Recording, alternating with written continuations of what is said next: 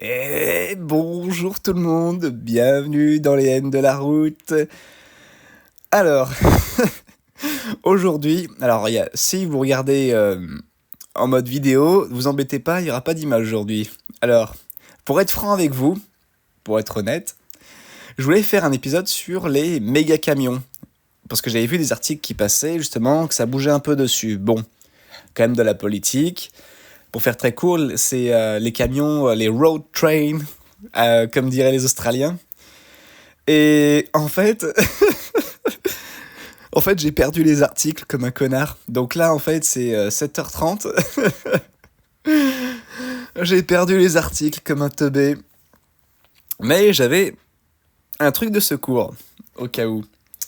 Et je voulais parler de Ambition France Transport. Parce qu'aujourd'hui, c'est le jour où s'ouvre à Marseille la plateforme, justement, Ambition France Transport.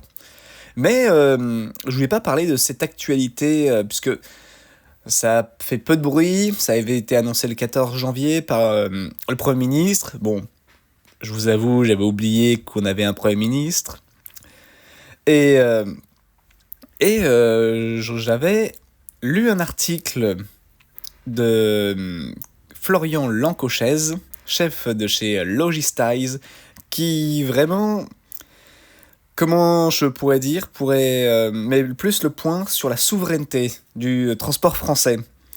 C'est quelqu'un que j'ai connu à une époque et qui a fait un article que je trouvais bien d'analyser et de dire ce que j'en pensais.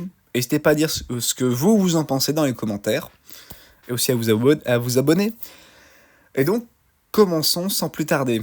Alors, pour les néophytes, les passionnés de transport, ceux qui aiment les V8, je suis désolé, ça va être un épisode un peu technique, hein.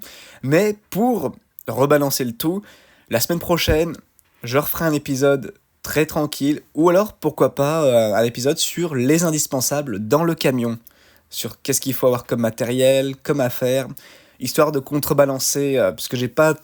En fait, j'ai envie à la fois que ça intéresse tout le monde en même temps, mais je sais que des fois qu'il y a des sujets, c'est vraiment très très pointilleux. Après, peut-être c'est le fait que j'ai été à mon compte qui fait en sorte que pour moi, ça a l'air accessible, mais je préfère au moins balancer le karma, comme certains disent. Ouais, on va commencer plutôt. Donc, Florian et son article qui date de samedi du 3 mai. Ambition France Transport, la souveraineté à la croisée des chemins. Donc, par Florian, blablabla. Contexte, un plan qui joue avec le feu. Lancée officiellement le 5 mai 2025 à Marseille, la plateforme Ambition France Transport se présentera comme la grande refonte de nos infrastructures d'ici 2040. Modernisation des routes et rails, décarbonation à tout prix, renégociation des concessions autoroutières entre 2031 et 2036. Les promesses fussent. Mais derrière le rideau, ce projet sans l'embrouille technocratique. Consultation en ligne bidon et 50 acteurs triés sur le volet doivent accoucher d'un rapport mi-juillet 2025. Sans étude d'impact sérieuse, c'est un hold-up sur nos libertés, notre portefeuille et notre souveraineté. La hausse du CO2 ? Merci la désindustrialisation et les choix globalistes, pas les Français. Bon, alors, si vous vous intéressez à la politique, vous vous dites déjà, ça pue. Alors les mecs, la consultation elle est en ligne et c'est les acteurs qui sont triés. Enfin, la conférence est bien à Marseille, justement, il y a le Premier ministre qui va inaugurer tout à l'heure pour moi, vu que je tourne le 5 mai, la conférence. Mais vous dites déjà, le fameux GG, vous savez, de l'épisode précédent qui cherchait du boulot, lui, non, tu rentres pas, toi t'es un pouilleux. T'es... Ou alors t'es pas un des 50 acteurs triés sur le volet, hein. Donc, les angles morts, où ça dérape grave. Consultation citoyenne, une farce anticonstitutionnelle. Bon, entre parenthèses, il va donner des sources. Je mettrai le lien de l'article dans les commentaires. Je vais sauter le moment où il dit décision numéro 458, 712. Vous savez, je vais faire au plus simple. Donc, L'autorité environnementale flingue 67% des grands projets d'infrastructure pour des études d'impact minables. Le Conseil d'État exige des consultations représentatives quand la mobilité est en jeu, conformément à l'article 7 de la Charte de l'environnement qui garantit le droit à l'information et à la participation. Ici, une plateforme en ligne pipotée et des ateliers verrouillés. C'est une insulte à la Constitution. Le problème, dans tout ça, il n'y a ni transparence ni données brutes. La caste technocratique manipule le peuple au lieu de l'éclairer. Les ruraux, comme toujours, sont laissés pour compte. Alors ça, je suis bien d'accord. Si vous êtes de Bourgogne, de l'Ain, ou alors du Cantal, du Lot, vous savez qu'on va pas trop vous écouter pour les décisions. C'est vrai que moi j'avais cette impression que beaucoup des décisions, oui, sont prises à Paris, mais c'est clair, oui. Je vous apprends rien, mais que si vous n'êtes pas sur Paris, si vous n'êtes pas un Parisien, et que vous êtes ce qu'ils nous ils nous appellent les provinciaux, vous êtes un peu considérés comme des pouilleux, quoi. Des, des sous-citoyens, vous savez, il y a la politique, les Parisiens, les citoyens, et nous, on est les non-citoyens de Rome. Vous savez, parce que vous savez, en histoire, justement, il y avait à Rome, il y avait les Romains et ceux qui étaient nés sous l'Empire romain, mais qui n'étaient pas citoyens romains. Bref. Quelle est l'action ? Quelle est l'action ? Exiger une consultation refondue avec méthodologie limpide, publication des données, experts indépendants. La démocratie, c'est du sérieux, pas du théâtre. Bien d'accord ? ZFE, un racket qui piétine nos droits. L'INSEE alerte. 3,3 millions de ménages modestes roulent en critère 3 ou plus, avec un coût de remplacement moyen de 22 000 euros. Le Conseil constitutionnel rappelle que la liberté de circulation est sacrée. La ZFE, sans étude d'impact social, sont une violation éhontée de ce droit. Le problème, forcer les Français à acheter des voitures hors de prix sans transport public viable, c'est de la ségrégation économique. Les artisans et ruraux trinquent pendant que la caste applaudit. Tout à fait d'accord, rien n'a du tout à rajouter. C'est parfaitement résumé. Moi, je suis totalement d'accord à 100%. L'action, geler les ZFE jusqu'à étude d'impact béton et un plan d'accompagnement massif. La liberté de circuler n'est pas négociable. On peut enchaîner, je n'ai rien d'autre à dire, c'est très bien dit, j'ai rien à rajouter. Électrique, un cheval de Troie chinois. L'Office parlementaire révèle que la France dépend à 85% des matières importées pour les batteries. Le rapport Xerfi montre que 76% des PME du transport ne peuvent pas s'offrir des flottes électriques sans aide colossale. Tout à fait vrai. Problème, l'électrique est un gouffre qui enrichit la Chine et Tesla, pas la France. Imposer cette technologie tue le choix. Hydrogène, biocarburant, et étrangle nos PME victimes d'une caste vendue aux intérêts fédéralistes bruxellois. Bon, vous voyez que... qui est pas trop...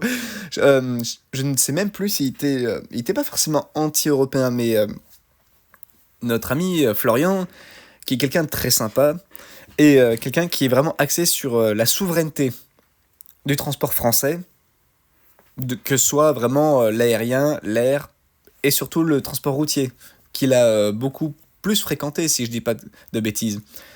Quelle est son action ? Moratoire sur le tout électrique. Bâtir une filière souveraine, batterie, recyclage et diversifier les technologies. La France doit reprendre les commandes. Oui, bien d'accord. Financement, la facture pour le peuple. Ouh, là, ça va être intéressant. La Cour des comptes dénonce un déficit de 12 milliards d'euros par an pour l'entretien des infrastructures, avec 72% des investissements pour les métropoles contre 28% pour les zones rurales, alors qu'il y a 33% de la population. Cela viole l'égalité devant la loi, confirmée par blabla, le Conseil constitutionnel. Quel problème dedans ? Les taxes carburant, les péages dopés, les vignettes écolo. La caste veut saigner les Français tout en bradant les autoroutes à des fonds étrangers, alors qu'il y a 40 milliards d'euros d'enjeux. N'oubliez pas qu'il y a 12 milliards d'euros de déficit, alors que les autoroutes représentent 40 milliards d'euros. Au cas où vous êtes économiste. Les ruraux paient pour des métropoles qu'ils ne voient pas. Et que faut-il faire ? Il faut imposer un pacte de financement équitable avec une autorité indépendante pour garantir la péréquation. Renationaliser les autoroutes pour protéger notre souveraineté. Tiens, Bah oui. Une, c'est une pensée qui me vient à l'esprit. Moi, il me semble que De Gaulle, il voulait que ça reste national, hein. Les péages et les autoroutes, s'il y a des vieux routiers ou des gens qui ont connu l'époque du général, n'hésitez pas à me le dire en commentaire. Parce que c'est vrai que moi, on me l'a souvent dit, mais peut-être c'est radio routier, hein. Mais totalement d'accord. On continue, on continue. Mode de transport, stop à l'absurdité technocratique. Le CEREMA, bon, je sais pas ce que c'est, prouve que la complémentarité des modes, désolé, rail, route, fluvial, réduit le CO2 de 18% contre 7% pour la concurrence artificielle. Le rail, c'est pour le pondéreux, la longue distance. La route, c'est pour la capillarité. Le Haut Conseil pour le climat montre que 57% de l'empreinte carbone française vient des importations, fruit de la désindustrialisation. Pousser une guerre débile entre modes, c'est la faute d'un radicalisme idéologique. L'écologisme qui ont cassé notre industrie et fait flamber le CO2. On accuse des transporteurs locaux pour couvrir les vrais responsables, les élites économiques. Bon, oui, je te dirais oui. C'est totalement d'accord. Après, comment dire? Donc, vous savez, c'est histoire de CO2, nous, pour simple routier. Alors, je sais pas pour vous, peut-être pour vous ça vous intéresse, mais moi, c'est vrai que j'en ai vraiment rien à foutre. Vous savez, on n'est pas routier pour faire de l'écologie, hein, c'est... Enfin, moi, je roule de nuit, et je vous avoue que quand je fais mes kilomètres, je me dis pas, ah merde et tout, si je roule moins vite, j'économiserai moins de CO2, donc la planète me remerciera. Paris me remerciera. Alors que faut-il faire? Imposer la complémentarité des modes, avec un plan de réindustrialisation pour couper les importations longue distance. Interdire toute mesure anti-routier sans analyse du cycle de vie.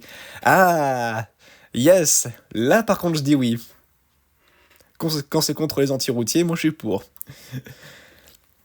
Analyse économique, la case du capital territorial. Les modèles économiques du projet sous-estiment l'effet réseau. 1 euro investi en métropole rapporte 1,2. En zone rurale, 2,7 grâce au désenclavement. Sur 84 territoires européens, l'accessibilité représente 37% de la résilience économique. Privilégier les métropoles détruit 147 milliards d'euros de capital territorial d'ici 2040. Les ZFE créent une trappe à précarité mobile. Un ménage modeste perd 23% de pouvoir d'achat sur 5 ans, avec un effet négatif de 1,8 sur l'économie locale.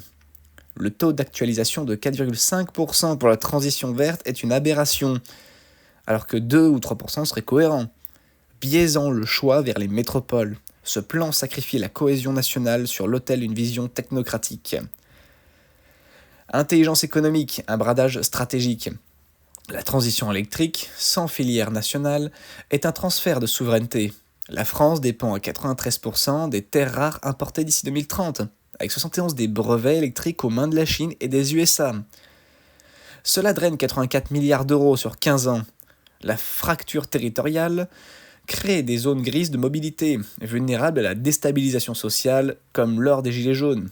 Les normes ZFE, alignées à 87% sur des lobbies étrangers, sont une ingérence déguisée. Ce projet risque de livrer nos flux physiques à des puissances adverses.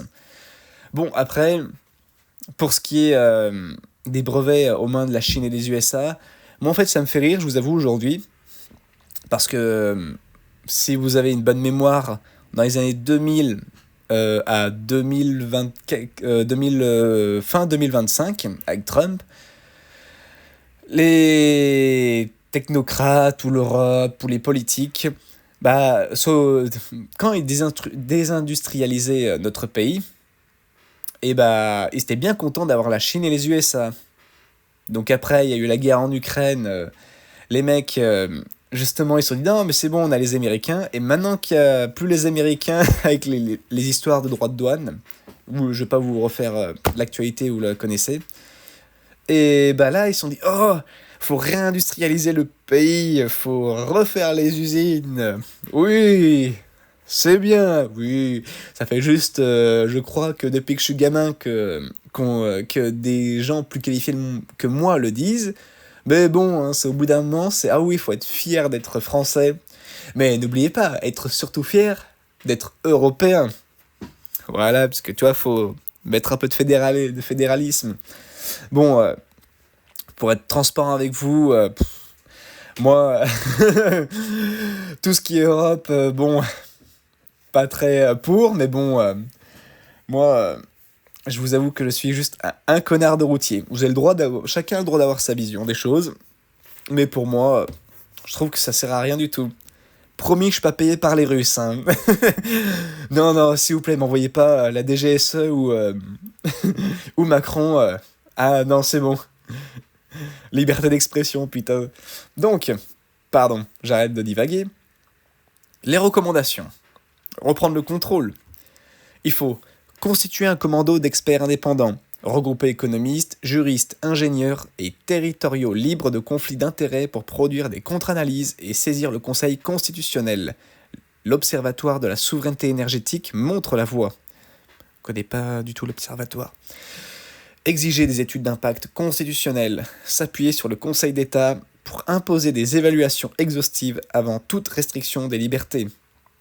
Il faut ensuite défendre le bloc de constitutionnalité du premier coup, mobiliser la DDHC pour Déclaration des droits de l'homme et des citoyens, Charte de l'environnement et le principe de précaution contre les transitions technologiques hasardeuses. Il faut après reconquérir la souveraineté industrielle, invoquer l'article 34 de la Constitution pour un contrôle parlementaire des secteurs stratégiques, renationaliser les services publics vitaux, Et pour finir, restaurer la souveraineté populaire, exiger des référendums sur les choix de transport et d'énergie pour éviter un nouveau contournement démocratique à la sauce traité de Lisbonne. Ouh. Ah. Ah, les plus vieux, ceux qui ont connu cette époque sauront de quoi ils parlent, hein. Ah, même moi, même moi je la sens encore passer là, celle-là. Conclusion. La France doit se réveiller. Ambition France Transport pourrait être une chance, mais il pue le piège. ZFE anticonstitutionnel, électrique ruineux, taxes surnoises, guerre absurde entre modes, tout est calibré pour plumer les Français, brider leur liberté et vendre notre souveraineté. La consultation, une farce qui insulte la charte de l'environnement. Le CO2, la faute à la désindustrialisation, pas à nous. L'absence d'études d'impact est un scandale qui grille la caste technocratique. En tant qu'expert transport, je sonne l'alerte. Cartographions des experts indépendants, défendons la Constitution et réveillons le peuple. Les autoroutes, les rails, nos territoires ne sont pas à vendre.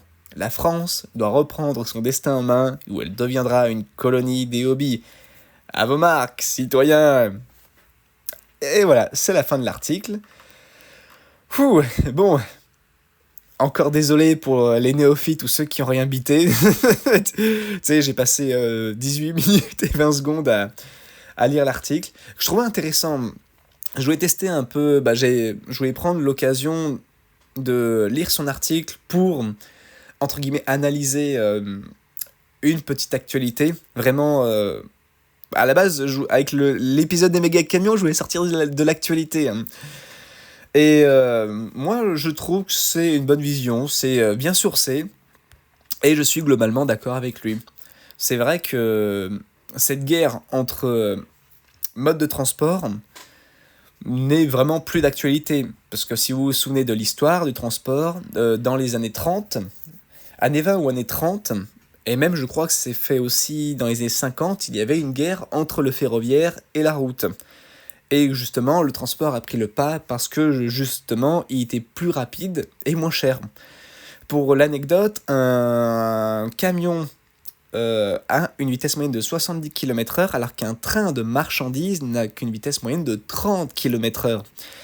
Et moi, pour avoir fait du rail-route, ce qu'il faut savoir, c'est que les trains de marchandises n'ont pas la priorité sur les trains de voyageurs.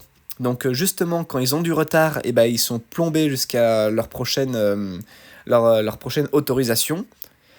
Et que quand justement ils sont en retard, et bah, ils perdent facilement 12 heures, voire 24 heures hein, sur le transport. Alors que pourtant, alors que pourtant Dimitri, le fameux Serbe, lui, il a pas besoin d'attendre que les mecs y passent. Lui, il fonce fond de balle à 90 km/h sur le chrono, quand il va pas plus vite. Sans parler de Pedro, lui, qui va à une régule de 110 km/h. Et moi, j'aimerais bien faire une vidéo dans le futur sur vraiment ce que je pense du futur du transport dans 20-30 ans. Pour dire, j'hésite même encore à en faire un livre parce que j'aimerais bien en faire. J'ai vraiment tant de choses à dire sur ma vision. Bon, ça fait égoïste, ça fait. Mais moi, pour faire très court, et pour n'en donner qu'une partie, moi je pense que le ferroutage, donc le rail-route, sera vraiment un des plus grands modes de transport de demain. Que le métier de routier, comme nos vieux l'ont connu, va disparaître. Ça, c'est acté. Que partir à la semaine sera encore possible, mais sera vraiment pour du transport, je pense, plutôt spécifique.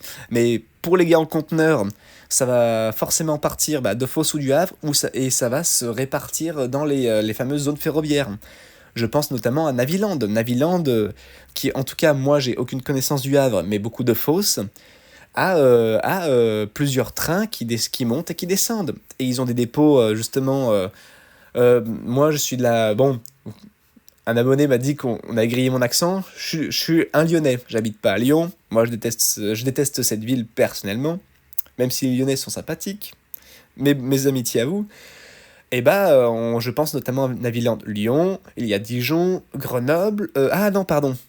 Alors, corrigez-moi, mais il me semble que Grenoble a fermé. Mais il y a notamment, sinon, des dépôts de ferroutage à Châlons, à Mâcon aussi, c'est là où j'opérais. Et, et moi, je pense très sincèrement que c'est vraiment le transport de demain. Que, en gros, la longue distance, comme disait notre ami Florian, va d'abord se dérouler par le train et ensuite sera livrée en dernier kilomètre, entre guillemets, par les camions. Et après, ensuite, par les petits fourgons, vous m'avez compris. Mais que je pense que dans 20-30 ans, si nos successeurs s'attendent à pouvoir partir plus de 2 semaines à changer leur roue, à, entre guillemets, partir un peu à l'aventure, si je pourrais dire, je pense que ça ne sera pas l'aventure que nous on s'imagine à notre époque et que surtout les vieux routiers l'ont connu à leur époque. Et je parle ça en excluant les destinations, puisqu'après aussi, à l'époque, beaucoup de vieux routiers allaient jusqu'à Téhéran, beaucoup en Scandinavie. Mais moi, je pense que oui, le routier moyen ne sera plus quelqu'un qui partira en national, mais sera un mec qui partira en régional, qui partira à la journée, qui pour lui, découcher, est vraiment quelqu'un exceptionnel. Après, n'hésitez pas à dire dans les N'hésitez pas à dire dans les commentaires si vous êtes d'accord ou non. J'aimerais bien avoir votre vision des choses. Peut-être je me trompe, hein. Peut-être j'ai passé 23 minutes à dire que de la merde. Ou alors, de toute façon, les mecs, ils ont dû quitter la vidéo à ce stade-là. Donc voilà, j'ai plus rien à dire dessus. Je vous mets l'article dans la description. Une source, Florian Lancochez, que j'apprécie, que j'aimerais bien interviewer un jour. Parce que, justement, ce week-end, je n'étais pas à me branler les couilles. Justement, je faisais bosser sur un nouveau projet où on interviewe justement des acteurs du transport routier. Où vraiment on décrit leur carrière, on parle des anecdotes. Et celui-là, alors je vous donne cet indice, ce sera la petite récompense si vous êtes allé jusqu'au bout. Ça va être un mec bien connu sur les réseaux et qui roule en Amérique du Nord. Donc, je pense, ça sortira, parce que faut faire le montage, l'interview était hier, je pense ça sortira, je me suis donné à la limite dans 2 mois maximum. Je me suis donné 1 mois pour le montage et 1 mois après pour tout ce qui est graphisme et tout. J'espère que ça vous plaira. Ça sera pas sur cette chaîne, ce sera sur une autre, parce que j'ai un ami à moi qui m'aide dessus, et du coup on a préféré de faire une autre chaîne. Et j'espère que cet épisode vous a plu aussi. N'hésitez pas, encore une fois, dans les commentaires à dire ce que vous en pensez. Ou si vous savez pas quoi mettre, vous voulez mettre quelque chose, mettez un camion, hein, vous savez quoi. Ou balancer des insultes, hein, de toute façon. Moi, je suis pas trop pour la censure. Moi, ne vous inquiétez pas, je ne suis pas Ambition France Transport. Tout citoyen, tout crasseux comme col blanc, peut dire ce qu'il pense. Tant qu'il me dit pas d'aller me suicider quand même, hein. Faut pas abuser. Et bah, sur ce, je vous dis à la semaine prochaine pour un épisode plus léger. Et je vous remercie d'être arrivé jusqu'ici. Et surtout, comme d'habitude, prudence sur la route. À la prochaine, salut!